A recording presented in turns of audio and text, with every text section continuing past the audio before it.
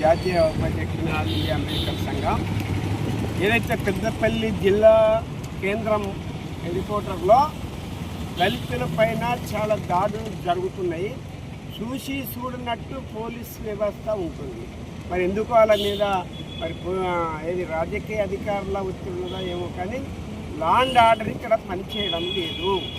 ఒక ఏదైతే దాదాపు 10-15 రోజుల కింద దళిత ఉద్యోగి అయిన నంతుల లచ్చయ్యను ఒక మండల అధ్యక్షుడైనటువంటి బీజేపీకి సంబంధించినటువంటి వ్యక్తి అయిన కుప్పల మహేష్ని దాడి చేయడం చాలా విచారకరము. ఈయన ఇప్పటికీ అక్కడ ఉన్నటువంటి కార్యదర్శి పోలీసులు రిపోర్ట్ చేసినప్పుడు కూడా ఇప్పటి వరకు అరెస్ట్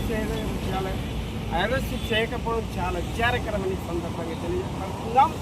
మనం వెంటనే మొన్న అంతమందిలో కూడా దళితులను తిడితే కూడా మరి పోలీసు వ్యవస్థ చూసి చూడనట్టు గుడ్డోళ్ళు లెక్కనే ఉంటారు తప్ప మరి అరెస్ట్ చేయడం లేదు. మొన్న ఏదైతే పెద్ద కాలువ శ్రీరాంపూర్ మండలంలో పెగడపల్లిలో మరి రేణుకా ఎల్లమ్మ ఆలయంలో రేణుకా ఎల్లమ్మ సాక్షిగా మరి అక్కడ తిట్టినటువంటి వ్యక్తులు ఉన్నారు. మరి సరాసరి ఎస్ఐ ముందట్లు జరిగినటువంటి మరి మహిళలను అంటే దళిత మహిళలను అవమానపరిచడం కూడా చేయడం లేదు. ఇక్కడ మరి దళితులకు అన్యాయం జరుగుతుంది. దళితుల కేసులను పట్టించుకోవడం లేదు. ఇక్కడ లా అండ్ ఆర్డర్ ఉన్నదా లేదా అని మీకు సందేహం కలుగుతుంది. ఇప్పటికైనా పోలీసు వ్యవస్థ కండు తెలిసి ఏదైతే అన్యాయం జరుగుతుందో అక్రమాలు జరుగుతున్నాయో మరి వాళ్ళ మీద వెంటనే ఎస్ఎస్సీ చేయాలని, మరి అదే కాకుండా మాకే ఏదైతే కంప్లైంట్ చేస్తున్నామో దానికి వ్యతిరేకంగా మా వాళ్ళనే మేము బెదిరించి మేమిన్నే కేసులు చేస్తామని ఒక గుడ్డిగా పోలీస్ వ్యవస్థ పోతుంది.